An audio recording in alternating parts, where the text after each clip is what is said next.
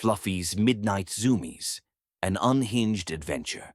It started, as it always does, at 2:37 a.m., when all is calm, the humans blissfully unconscious, and I, Fluffy, begin my descent into madness.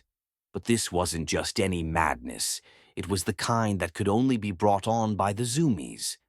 Why do cats get Zoomies at night, you ask? I can't tell you, but I'll tell you this.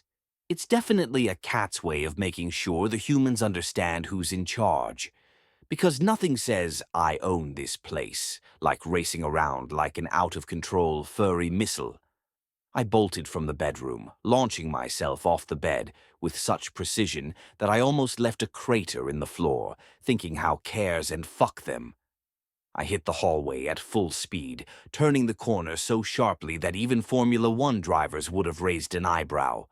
It was like my paws were magic, barely touching the ground, just floating, as if I were born for this moment. The humdrum life of lounging on a sofa. Boring. I needed speed, the wind in my fur, the thrill of breaking things. My first target was the couch. The humans never learn.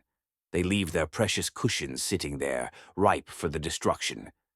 I launched myself at it, landing with such a force that the entire structure swayed. A coffee table shook. The room was now my personal racecourse. I had no idea how I was going to stop. But who cares about the details when you're already committed to chaos? People say cats are elegant. Have you ever seen a cat on a table, knocking everything over with the grace of a drunk ballerina? Ha! Accurate. So I ran with it. I went for the lamp next, leaping off the couch like a feline superhero. I was sure the humans would wake up to find a crime scene, but honestly, what's more fun than terrorizing a sleeping human in the dead of night? They always get upset, but hey, they're just jealous they don't have the same level of passion for late-night destruction that I do. Next, I spotted the curtains. Oh, the curtains. How the humans love them, all hung up high, just begging for my impeccable climbing skills. I needed that victory. I needed that height. It was time for an adventure. I scaled the fabric, my claws digging in with the force of 1,000 Tabby demons. The sheer drama of it all. Let's be real. I was the queen of the kingdom, and the curtains were mine for the taking. From my new perch on the top of the curtains, I looked down at the chaos below.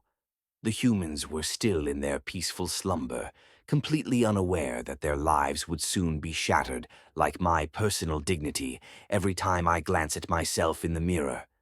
I grinned, knowing what I had to do. At that moment, the robot caught my eye. There it was, the little robot slave just minding its business, blissfully unaware of its impending doom.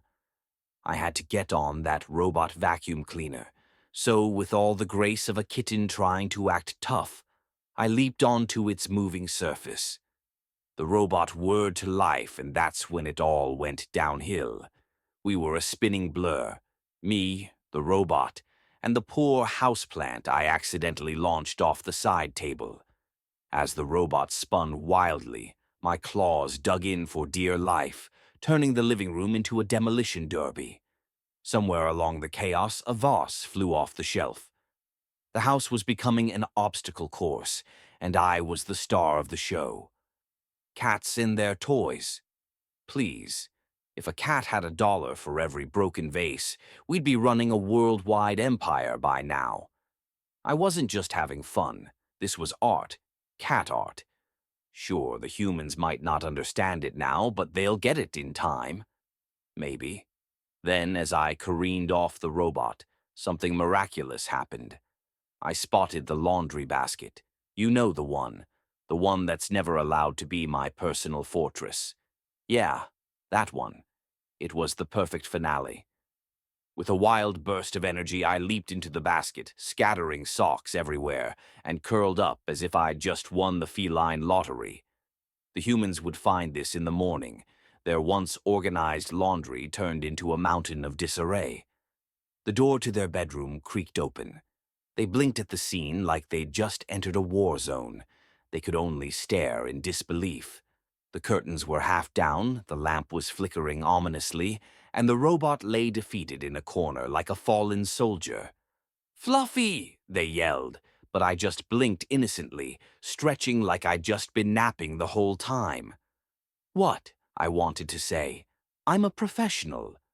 But instead I just purred and stretched out in the laundry basket, claiming it as my new throne. Alan's words echoed in my head again. Cats get away with murder because they look adorable doing it. And with that I closed my eyes, fully aware that tomorrow night I'd do it all over again. I am Fluffy.